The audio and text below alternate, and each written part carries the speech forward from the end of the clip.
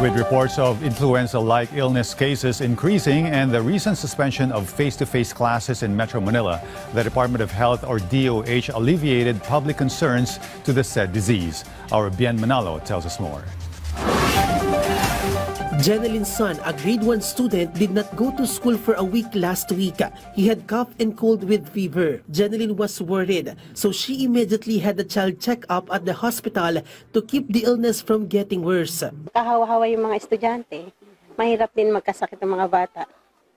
Wag na lang pong papasukin yung mga batang nagkakasakit para hindi po magkahawaan. The Department of Health alleviated public concerns related to the reported increase in cases of influenza-like illnesses, particularly in Metro Manila. Based on the DOH records, more than 120,000 cases of influenza-like illnesses were recorded from January to September 27, 2025. This is 8% fewer than more than 130,000 cases in the same period last year.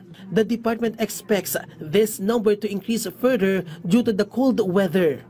Influenza-like illnesses are infectious diseases caused by various bacteria or viruses that cause infection in the nose, throat, and lungs. Some of its common symptoms are cold, headache, body headache, and extreme fatigue. Specialist advises, kapag ka naman may mga sintomas, maganda kung naka-face mask na sila or wag na munang pumasok para alagaan muna sa bahay makapagpahinga and gumanda ang resistensya ng bata. Kapag ka yung mga kaklase, mga kalaro, or even mga kasama sa bahay na may sakit, immediately dapat gamutin na para hindi na kumalat ang magkahawa-hawa pa.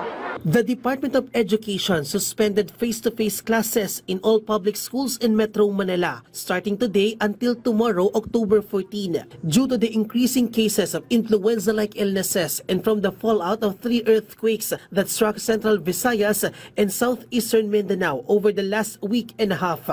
This will give schools the opportunity to conduct disinfection, sanitation, and building inspection. At Tandang Sora Elementary School in Quezon City, some teachers and staff started cleaning today.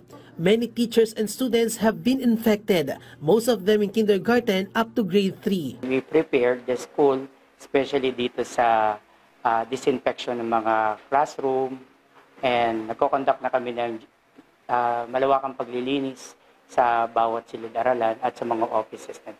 Meanwhile, the DepEd has also directed schools to implement alternative delivery modalities which can be synchronous or asynchronous. The agency is also leaving private school management the discretion to cancel classes. Bien Manalo from the National TV Network for a new and better Philippines.